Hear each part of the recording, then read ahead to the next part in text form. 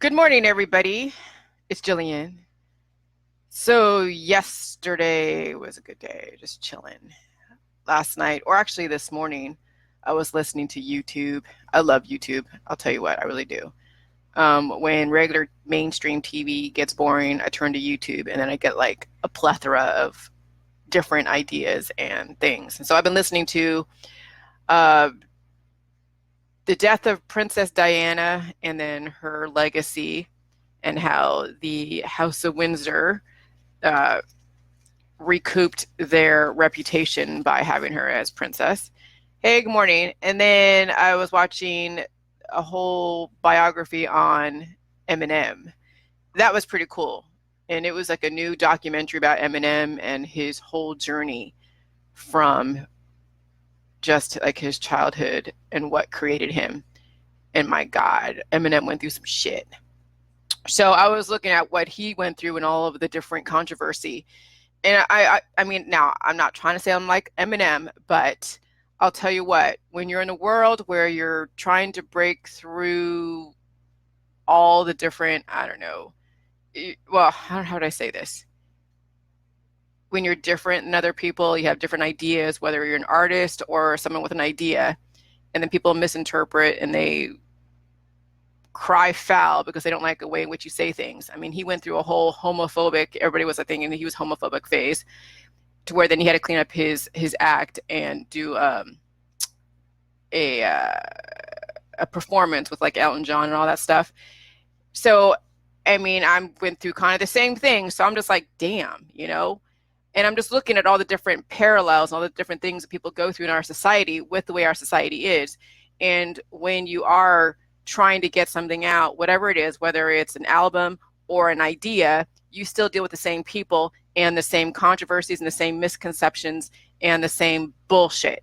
And so I feel like that, yeah, I mean, anytime somebody tries to come out ahead of the pack in some way, they have to deal with BS, with the same type of society that Eminem went through, that I'm going through, anyone else that's out there that's going to go through whatever research and they're growing up in the media, they're going to go through jealousy and people misinterpreting, or, you know, or maybe we have an idea or something, or we have a thought process at the time that may have changed down the road through who knows what. So it's interesting reading about and listening to biographies of different people, because I can find something that I can relate to.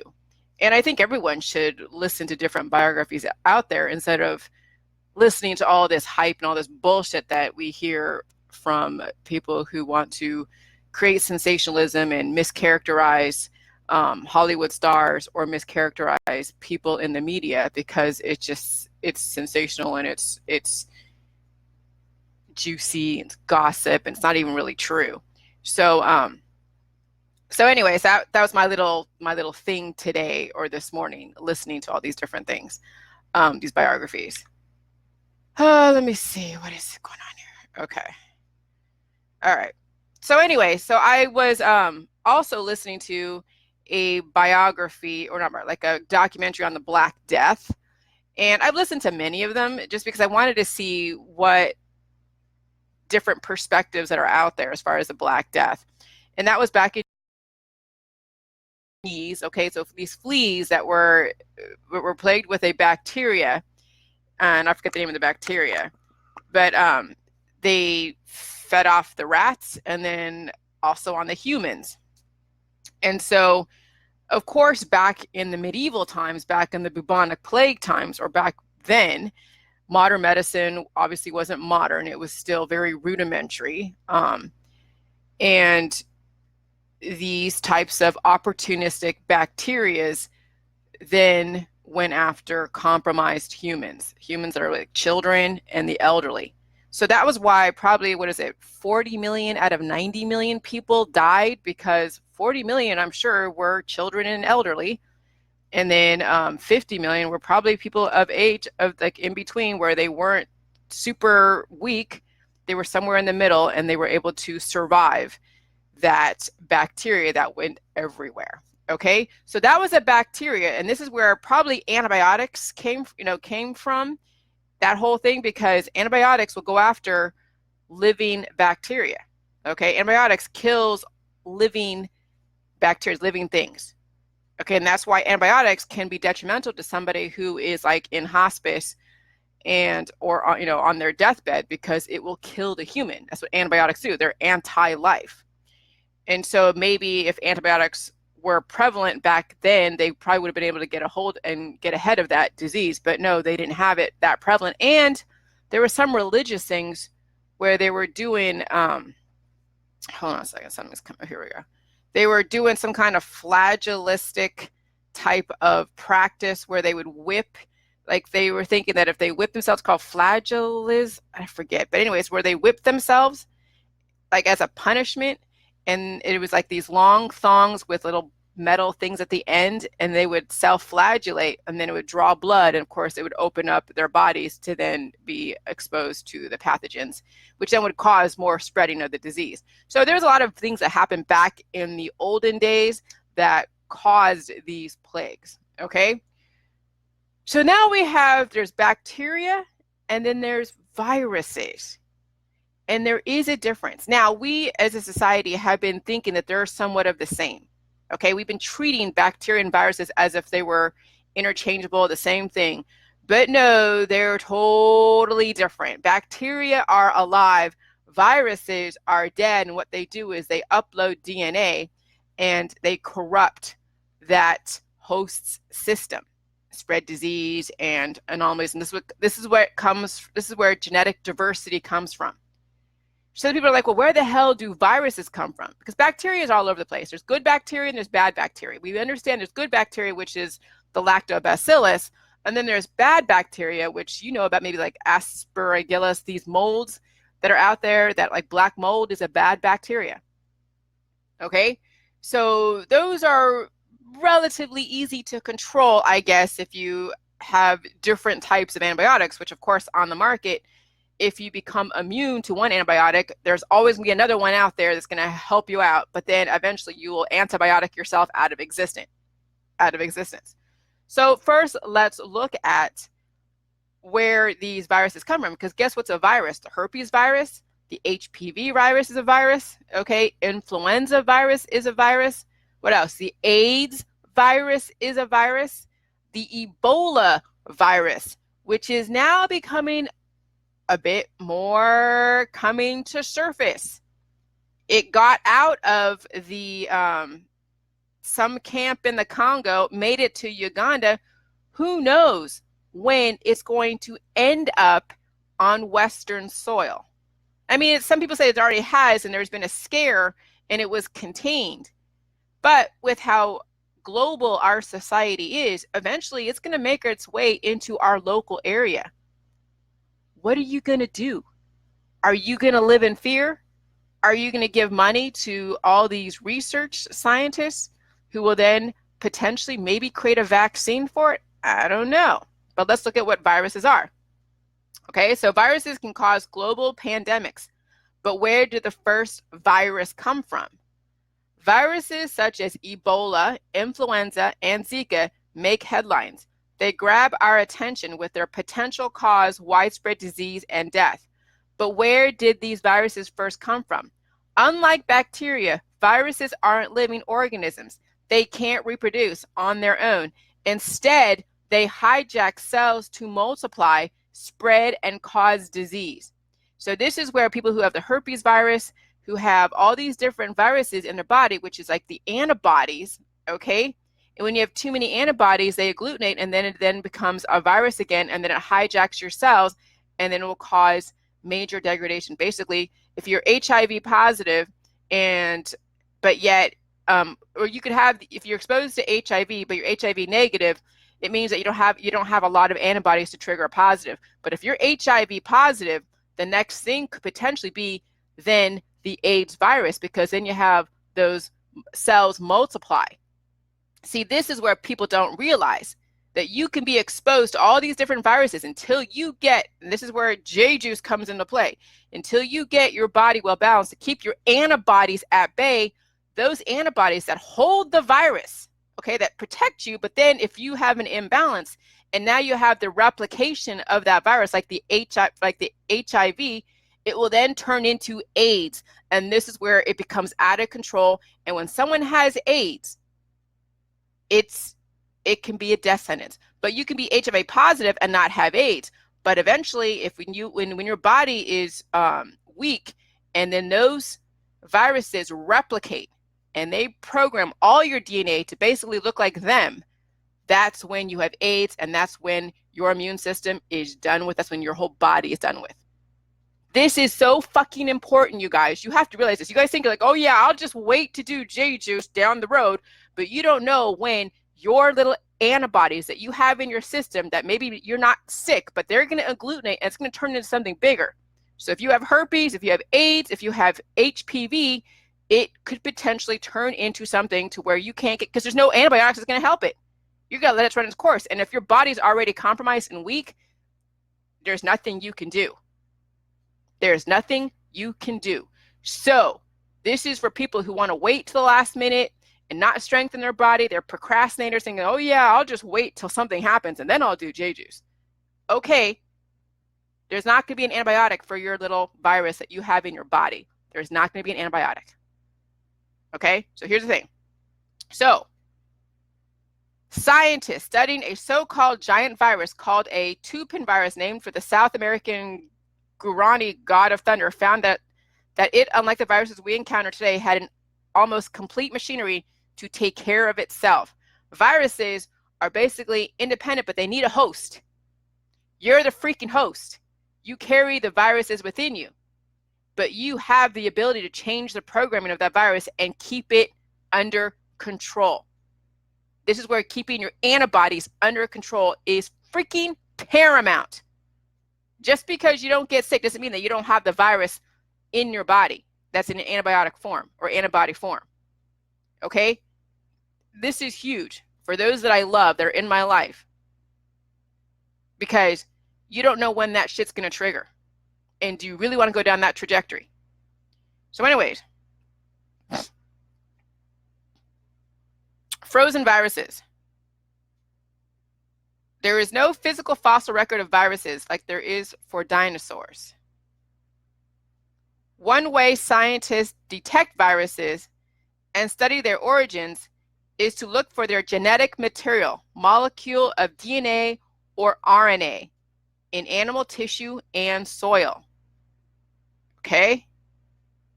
Even though the movies might have you believe otherwise, viral genetic material has never been detected in fossilized plant leaves or in insects trapped in amber. However, some ancient viruses have been detected in permafrost in Siberia. And there are hopes of discovering more as global warming continues to thaw ground that has been frozen for thousands of years. Until then, we remain limited in our ability to precisely reconstruct the origin of viruses.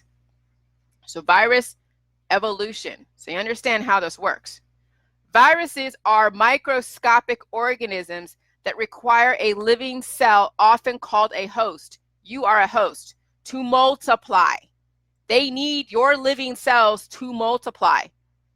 And then when you guys get older, you see that these viruses, these cells, are degrading because they're getting now another information to your system, which is cell degradation. They largely consist of genetic material, either DNA or RNA, wrapped in a protein coat.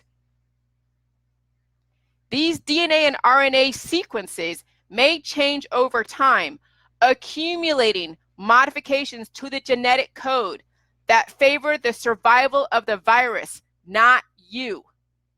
Scientists can look at these genetic sequences to estimate how different viruses are related and how they may have evolved. These studies have shown us that viruses do not have a single origin. That is, they do not all arise from one single virus that changed and evolved into all the viruses we know today.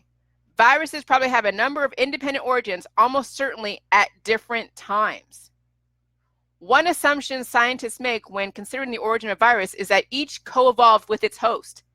It's called mutating. So when you get sick from somebody who has a virus, you just mutated that virus and now you created another pandemic. This is what sickness is. When you guys pass around your cold, your flu, bronchitis, whatever it is, and you don't stay home and then you go out there and cough on other people, this is what they're talking about, is that they have a number of different origins, okay? And they co-evolved with each of its hosts. For example, the herpes virus that infects humans evolves over time, adapting so that it will continue to retain the ability to infect human cells, okay? If we consider that all life forms on Earth began in the ocean, then it's reasonable to believe that viruses evolved with their hosts in the seas. As these creatures moved onto land and evolved, viruses also evolved and gained the ability to infect terrestrial organisms. Earlier this year, scientists discovered evidence that some viruses may be millions of years old and have been in existence since the first vertebrates existed. But this doesn't explain the origin of viruses per se. And then there's origin stories. One theory hypothesizes that viruses arose from circular DNA, also called a plasmid, that can replicate independently and move between cells, transferring genetic information from one organism to another. For example, some plasmids carry the genes responsible for antibiotic drug resistance. According to this theory, the plasmid escaped from cells and evolved in a way that allowed it to enter another cell to produce viruses. Another theory suggests that viruses could have evolved from more complex free-living organisms such as bacteria or cells. A recent study showed that a protein called ARC that is important for memory in humans can form a virus-like particle and transfer RNA between cells. Perhaps similar ancient proteins evolved to move from one organism to another. And then, okay, so they talk about how which came first, da, da, da. So there's a link on my Facebook that you can read all this stuff. But I want to kind of give you the gist that viruses, they mutate with the host. They have to have a host. Like I said, okay, with the AIDS virus, it attaches to specific yeast cells as well as the body, and they upload data. And this is why once you have the AIDS virus, not be HIV positive, but the AIDS virus, you're done. So this is why they have this whole Truvada for PrEP, for those that may be exposed to the AIDS virus. And so they're taking these medications, these antivirals, which is in essence like a vaccine, okay? And what it does, it basically tries to create antibodies to then kind of keep that stuff at bay. So let me go back to now let's see, hold on. But I want to kind of give you the origin, I wanted to give you the origin of viruses so you understand we're not dealing with just some little bacteria, okay? Viruses are huge. And this is where the vaccines come from. This is where I'm learning about the vaccines. I'm getting away from the fear and the grouping of everything together and understanding the differences between viruses and bacteria, because they're very, very different. And this is why modern science has been able to come into play and help mitigate and stop people from dying from preventable diseases. However, the fear campaigns in the holistic world, because they're trying to sell you a pill, powder, supplement, or product, okay, and then this whole anti-government thinking that the government's trying to kill you, has created this mess. And I was part of it, so that's how I know, okay? So it's not like I'm just speaking out of my ass. Believe me, I was part of the anti-government campaign. I was an anti-vaxxer, and now I'm a little bit different. However, there is another component to my learning process, and that is the jelly juice. All right, which has never been factored in before, but it is. All right. And it needs to be factored in, because what are you going to do when you're having a pandemic? There's not an antibiotic in the world that's going to save you from Ebola. So what do you got to do? Now you got to use the right probiotic, but the right one, not the wrong one, the right one. All right. So here we go. Antiviral drugs. So now what do they use for people who have viruses? There is these antiviral drugs. This is where Big Pharma comes into play, okay? Big Pharma does come into play, and there's these antiviral drugs. So an antiviral drug any agent that is used in the treatment of an infectious disease caused by a virus. Okay? Viruses are responsible for illnesses such as HIV, AIDS, influenza, herpes simplex 1, and then cold sores of the mouth, and type 2 is genital herpes, herpes zoster, which is shingles, viral hepatitis, encephalitis, infectious mononucleosis, and the common cold. That's a virus. Viruses and host cells. Viruses consist of nucleic acid, either DNA or RNA, and a protein coat. Because viruses do not have the enzymes that are needed to manufacture cellular components, they are obligate parasites, which means they must enter a cell for replication to occur. The nucleic acid of the viruses instruct the host cells to produce viral components, which lead to an infectious virus. In some cases, as in herpes infections, the viral nucleic acid may remain in the host cell without causing replication of the virus and damage to the host viral latency. So which means that you guys can be a carrier and it won't cause damage and inflammation, but why people come down with autoimmune disorders, or why someone who's HIV positive but don't have, then they're asymptomatic, is because their body has been allowed to go down to a degraded state because they're not strengthening it. And then guess what? These viruses then capitalize on the weaknesses. This is where cancer comes into play. It capitalizes on the weaknesses of the body. Viruses and cancer are basically the same thing. They capitalize on weaknesses. So trauma and aging and all of that is then a playground for these opportunistic parasites called viruses. Okay? So, all right. So in other cases, the production of viruses by the host cell may cause the death of the cell. A major problem in treating some viral diseases is that latent viruses can become activated. This is when you're HIV positive, but you're not AIDS yet. But then when they get activated, that's autoimmunity, and that's the AIDS virus. So all of you guys who have titer tests that test positive in all these different areas, it's just a matter of time. When you're testing positive, it's just a matter of time. If you don't take care of your body, those latent viruses will become activated or agglutinate because they're multiplying. See, this is where now I understand. I'm like, what would cause something to multiply that quickly? Because I'm thinking, like, when somebody has HIV, they're HIV negative, but they've been exposed to the AIDS virus, but they're HIV negative, and then they become HIV positive. And then what would cause them to become HIV positive to then have the AIDS virus? Because the body is weak. The body is weak. And when the body is weak, the defenses are down. You're not getting the electrolytes in, your immune system is working shitty, and you have a lifestyle and a belief system that will allow these opportunistic viruses to then multiply. Because it's not like you're feeding the virus. Yeah, you're feeding the cancer, which is the sugar, but you've allowed your body to be so worn down and weak that these viruses will then multiply because it can. You're not defending your body. So guess what? Something else is going to take over. No different than in war. When a village doesn't have the right defenses, guess what? The invading enemy is going to take over. It's the art of war. That's essentially what it is. It's either you or the virus. And if you're not taking care of your body, the virus is going to take over. Okay? All right. So anyways,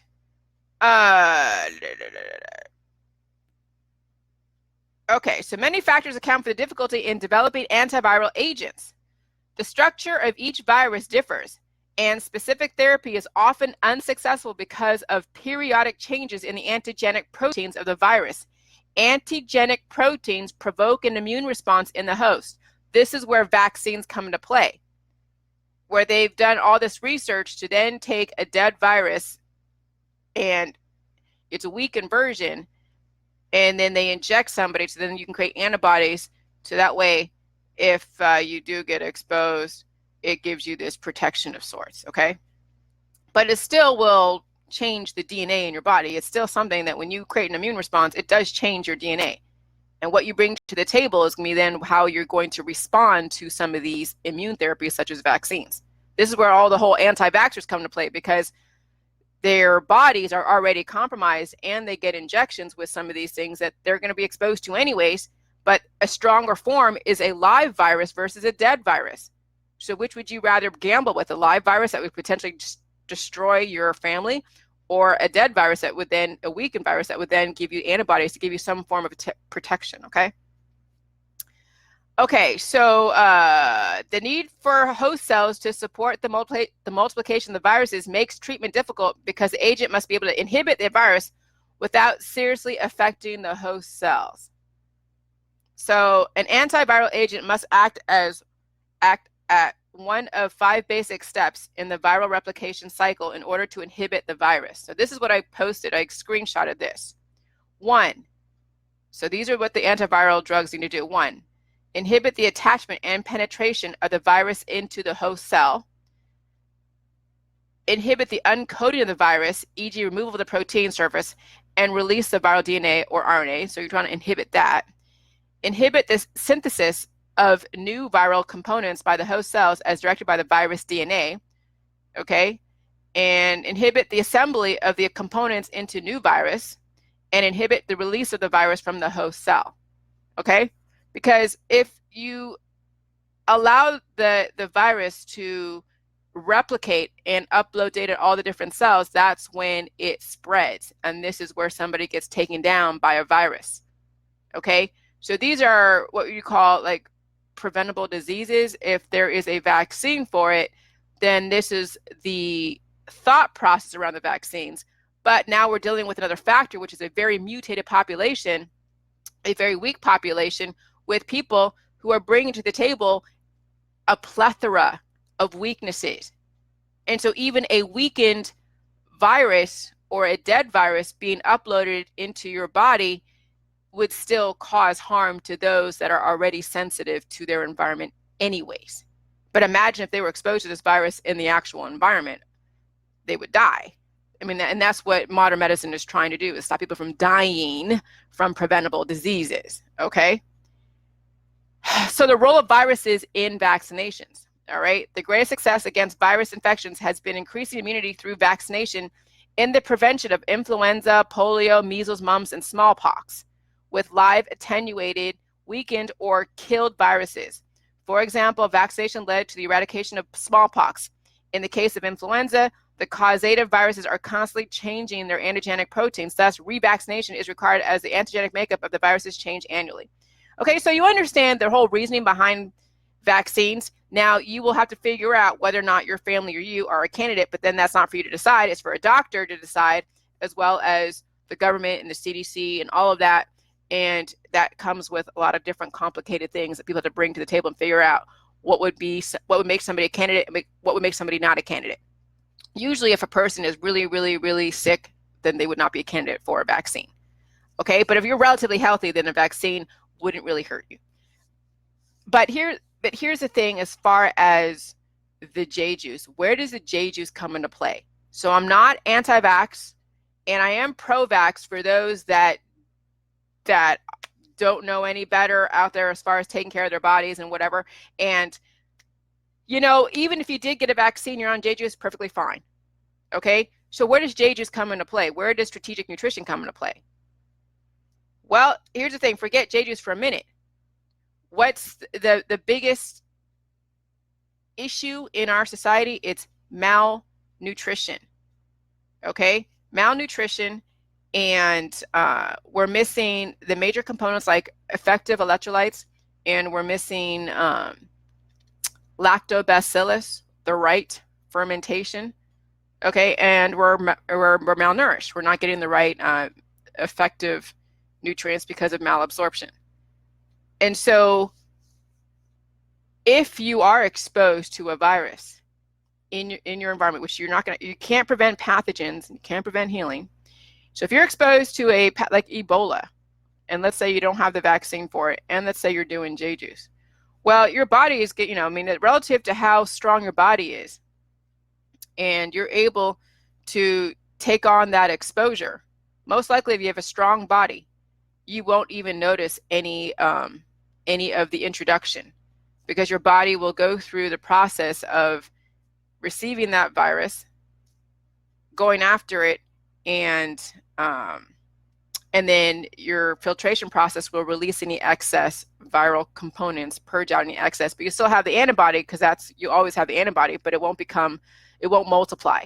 How does that happen? Because J-juice, the salt and the water, and of course the nutritive elements of the cabbage and the kale and the lactobacillus, well, the salt and the water will break up the antibodies. It stops it from agglutinating. What do they do when somebody is, let's say they get a wrong, or they get a wrong transfusion, they're O negative and they get AB positive. Well, they're going to use saline solution to break up antibodies. Okay, I've done research and saw that they use salt water or different saline to break up antibodies, but for someone that's autoimmune, regular salt water is not going to help. What else is going to help break up autoimmune disorders, where you have the replication of antibodies on a continuous basis degrading your body? Well, then that is the mass amounts of nutrition that could potentially reverse autoimmunity.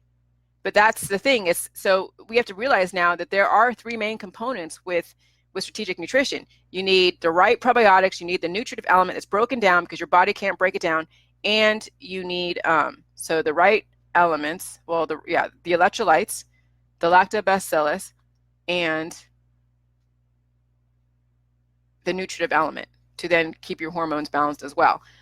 But that's essentially why we would not fear these exposure to viruses, because what will happen is when you dilute the excess antibodies and your body's filtering out the excess virus antibodies, then you're not going to see an overproduction of antibodies, which is then the virus being activated. So that's what virus activation is when you have an overabundance of antibodies and then they agglutinate.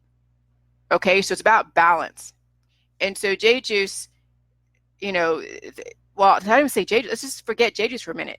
When you have the right components of electrolytes, of nutrition, and the right probiotic, how can you go wrong? How can you? But it can't be done in separate instances like they're doing in the holistic world. They're like, oh yeah, take this probiotic supplement, take this probiotic drink, and oh yeah, eat organic, and oh yeah, do a saltwater flush. And so they do those three things, but they don't conjoin them together. And then they have all these crazy diets along with it. So then it really isn't working for you in the way it should. So this is where J-juice is really, really interesting, is because you're now merging those three things that are going through a chemical process working together versus having a separate, functional silo. There's actual cross-functional communication between the electrolytes and the probiotics and the nutritive element. And then it's working with your body. So let's say you smoke a bunch of pot, okay? And let's say you're on a pretty well-balanced system, right? Smoke a bunch of pot, so you know that you're going to test positive for a drug test. Well, let's say you drink, a concoction that will be able to disperse the antibodies and have you filter them out of your body. Well, then guess what? Potentially you won't test positive. That's what they do with detoxes. When you're trying to get a detox to test negative on a drug test, that's essentially what they're doing. They're trying to detox your body, get rid of the excess antibodies, the excess antigen. Okay, so that's essentially the same thing that when you get strategic nutrition, like the electrolytes and the lactobacillus and nutrients, is that you're purging out any excess antigen and antibodies that could potentially overaccumulate. So when you do a drug test, you'll come up negative instead of a positive. But if you just did some kind of drug, which is basically antigen, it'll create antibodies, you'll test positive because you haven't dispersed those antibodies. So this is essentially why we have to understand that antibiotics, which aren't good anyways, are not going to be any kind of defense against viruses, especially new and emerging ones. Okay? And so strategic nutrition is going to be the game changer. And this is why I post these things on my Facebook about like Ebola or any other things that go on, like Lyme disease and all this stuff. and how it is you can't be afraid of it, because if you give your body the right nutrition, the right strategic nutrition, it's not going to affect you like it's going to affect a weaker person. Those that don't take in strategic nutrition have already major weaknesses in their body, who are traumatized, which is weaknesses. They will be susceptible to these pandemics. You know, your friends and family who get sick every single time a virus gets passed around. Every single time you get sick, you've just put another nail in your coffin. It's another weakness you sustain that is going to then allow opportunistic viruses go and capitalize on that weakness. And then this is where aging comes in. This is where the cancer and disease and chronic illness will come in, and people are doing chemotherapy because they have a virus out of control. And so what do? The chemotherapy, they try to kill everything. And then in turn, it does age the person rapidly. Maybe they go into remission, maybe they don't. It's a crapshoot. But the same thing can be said for cannabis. When somebody chooses not to do chemotherapy, but they do cannabis, cannabis is still antibiotic. Yeah, they may go into remission. It may reverse a specific symptom like autism, potentially, allegedly. But now you've created more antibodies in your body that will then eventually trigger into something different. And it also creates more weaknesses to then leave you open for more opportunistic parasites like viruses. See, when somebody is on a continuous antibiotic type of therapy, such as smoking pot every day, you're leaving yourself open because you're creating weaknesses. Antibiotics create weaknesses. Yeah, cannabis will create weaknesses, and then they'll be exploited. That will leave people open for all of these crazy viruses that are out there that are emerging. Okay, you know Ebola is going to get here someday, and then now we have a population that's totally stoned off their ass, creating more weaknesses. They're going to be open for all of those infections. There isn't an antibiotic for these viruses. So they're going to be like, oh my God, what are we going to do for this virus? And then you see the CDC come in with all of these vaccinations, and then of course everybody in the holistic world, it'll be like, oh my God, no vaccinations, and they're smoking pot, not strengthening their body, and they're going to be open and ripe for these opportunistic viruses to go and attack. That's what this whole cannabis is laying the groundwork for, is a major global pandemic. And people don't even realize this. They don't. And there's nothing that I could say or do. I could talk until I'm blue in the face about these antibiotics and these therapies are being legalized, and they don't realize it's further weakening their system for these opportunistic viruses to come in and capitalize and upload more destructive DNA or more destructive information to then mutate the DNA. Okay, so what's better? Let's just strengthen. See, and here's the thing,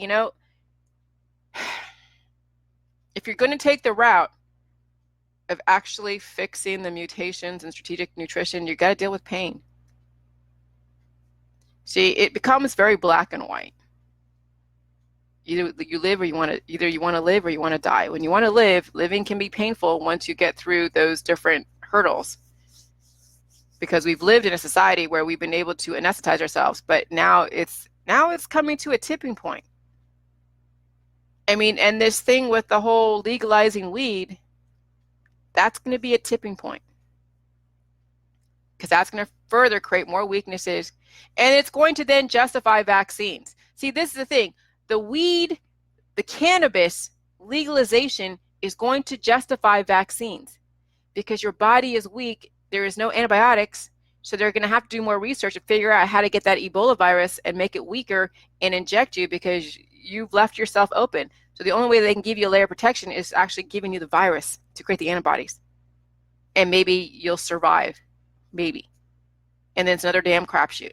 See, the biotech can't win for losing, because people want their drugs. They want to leave themselves open. They want to weaken themselves because they don't want to feel pain. So they have no other recourse except to give you what you want. And then it's not really what you need, but it's what you want. But what are you going to do? But I know it's very political when it comes to cannabis, because people don't want to deal with pain.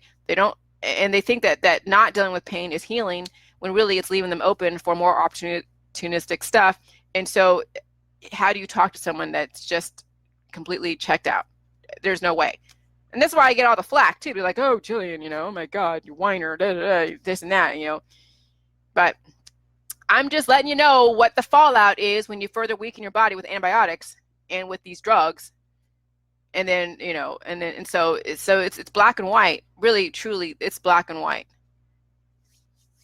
So that was a little difficult. I don't know why it was.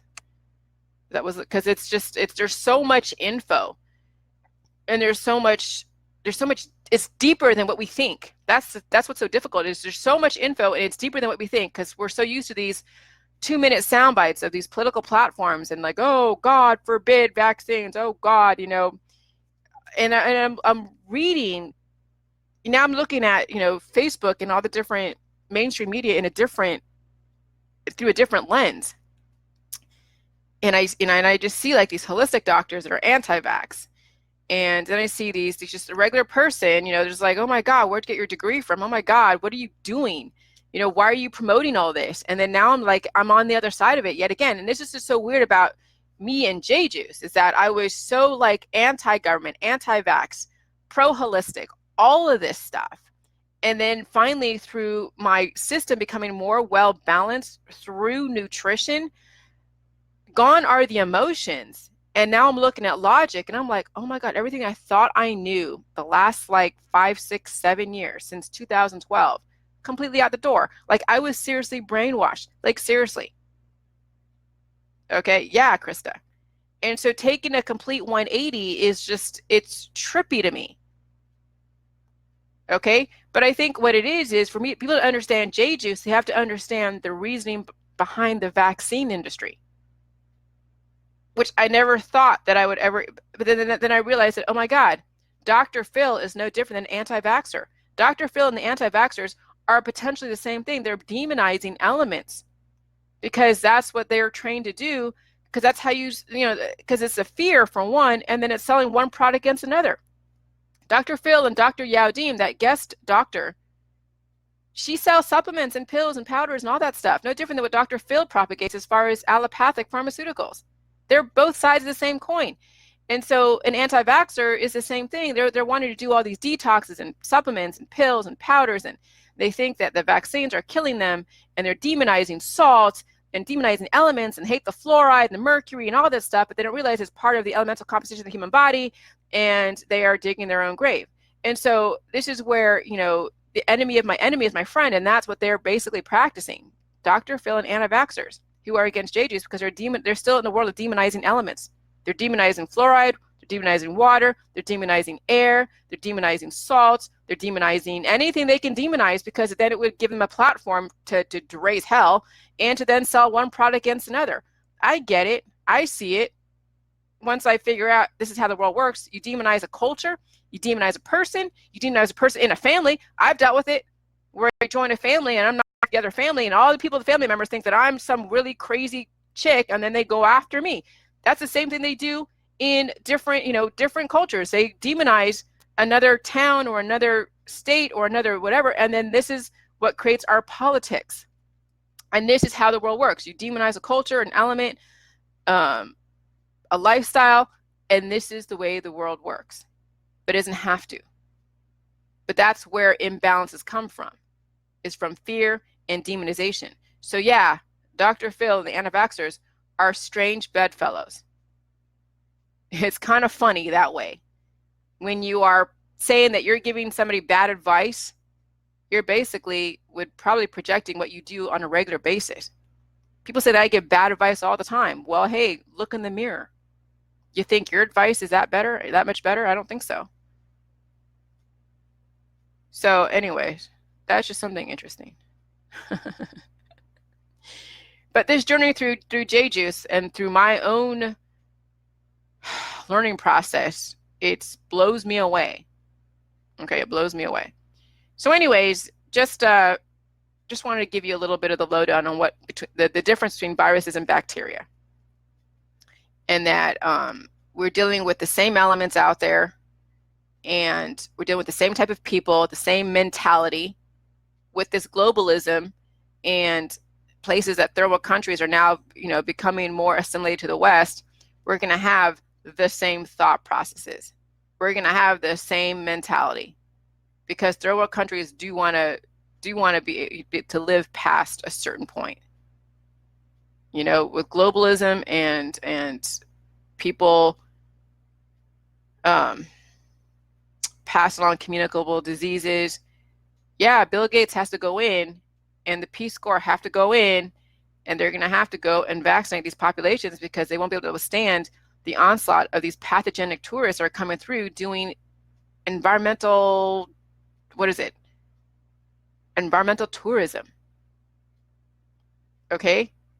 Environmental tourism probably could decimate even tribes in like the Amazon. I mean, we've heard about these tribes that are in the middle of the Atlantic, this little island, and then you have these religious people that want to go in and proselytize and convert them, and essentially they're pathogenic. They would decimate that whole island. They don't realize this. Okay? So it's just like we have to understand, you know, the difference between viruses and bacteria, understand the reasoning behind the vaccines, and then really truly now the next thing is understand a very strategic nutrition that, yeah, it doesn't taste good, and no, yeah, you have to feel pain. But if you don't want to feel pain, you want to keep anesthetizing yourself, then you're going to further weaken your body, leaving you more exposed to the rampant viruses that are out there, and then you'll have to get a vaccination because that's all you have. You have no other recourse against these viruses, these rampant viruses. Okay, so the holistic industry is actually laying the groundwork for the vaccine industry, and they don't realize that. But that's what you're doing because you're further weakening your body, and then you have to get a layer of protection. The CDC has to come in and say, okay, enough is enough. This is bullshit, and that's why they've stopped the religious exemptions in New York, and they're further mandating people to get vaccines because of pandemics. Okay, right, Krista, I understand. So yeah, so Dr. Phil and anti-vaxxers are in the same bed. The holistic industry is laying the groundwork for vaccinations, as well as the cannabis industry. Because the more you weaken your body with antibiotics, the more prone you are and open for opportunistic viruses and bacteria to go in and capitalize on your weaknesses. So if you don't want to feel pain, then you're going to take a drug or whatever to anesthetize you, and then you'll be open for everything. And then you have to go get a vaccine because that's the only thing you can do to protect yourself in some way.